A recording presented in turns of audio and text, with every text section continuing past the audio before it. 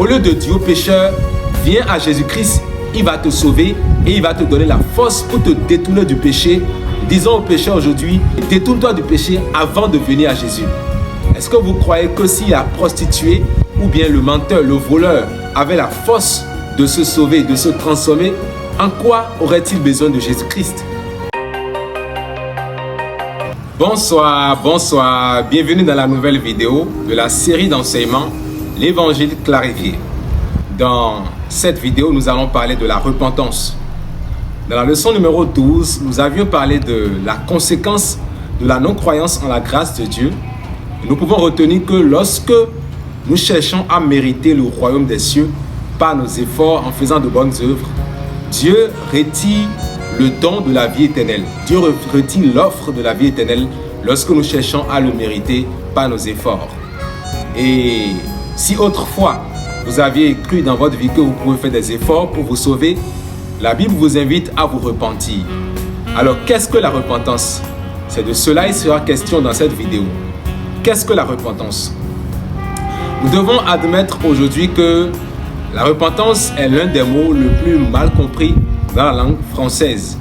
Et cela est dû à la carence en vocabulaire dans la langue française, parce que quand vous prenez le français, il y a près de 100 000 mots en français, alors que quand vous voyez par exemple les langues comme l'anglais, il y a 170 000 mots en anglais. Donc en français, le même mot est utilisé pour désigner plusieurs choses, alors que en anglais, il y a plus de mots pour désigner chaque réalité. Ce qui fait qu'aujourd'hui, dans les églises, lorsque le prédicateur utilise le mot repentir, se repentir, celui qui traduit entend changer de comportement. Alors que la repentance n'est pas d'abord un changement de comportement, n'est pas un changement de vie d'abord, mais c'est un changement d'avis, de pensée, de point de vue avant d'être un changement de vie. Vous voyez? Donc, dans cette vidéo, nous allons parler de ce que la repentance n'est pas. Qu'est-ce que la repentance n'est pas? Alors, premièrement, il faut retenir que la repentance n'est pas le regret de vos péchés. Ça va vous étonner. Par exemple, si vous aviez violé une fille de 8 ans, ce n'est pas parce que vous regrettez de l'avoir violée que vous cessez de violer les autres filles.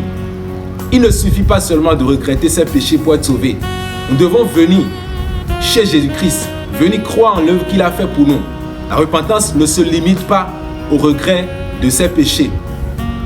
Ce que la repentance n'est pas. La deuxième chose est que la repentance n'est pas la bonne volonté de changer votre vie ou bien de reformer votre vie ou bien de vous détourner de vos péchés. Non, ce n'est pas la repentance qui mène à salut. Rappelez-vous bien, dans cette vidéo, nous parlons plus de la repentance qui mène à salut. La repentance qu'il vous faut avant d'être sauvé.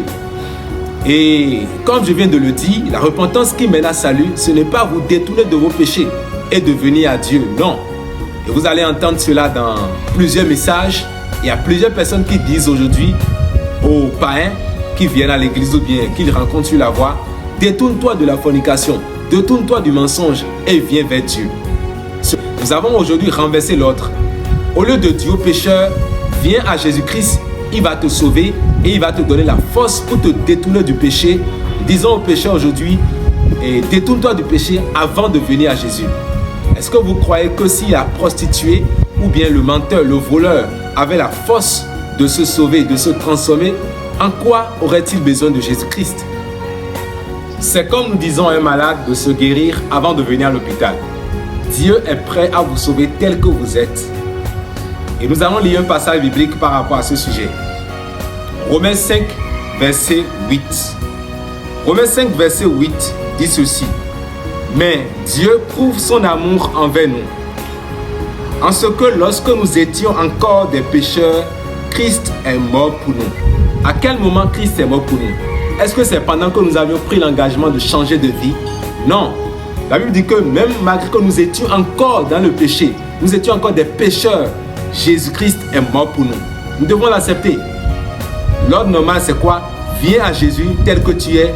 Il va te sauver et te transformer et te donner la force de dominer le péché. Et non, domine le péché, abandonne le péché et viens à Jésus, il va te sauver. Non. Si nous disons cela, alors nous revenons à l'évangile par les œuvres. Et ceci, c'est anathème, c'est une malédiction. Que Dieu vous bénisse.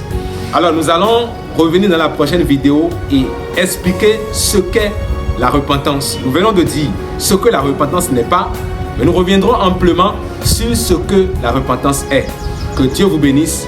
À la prochaine.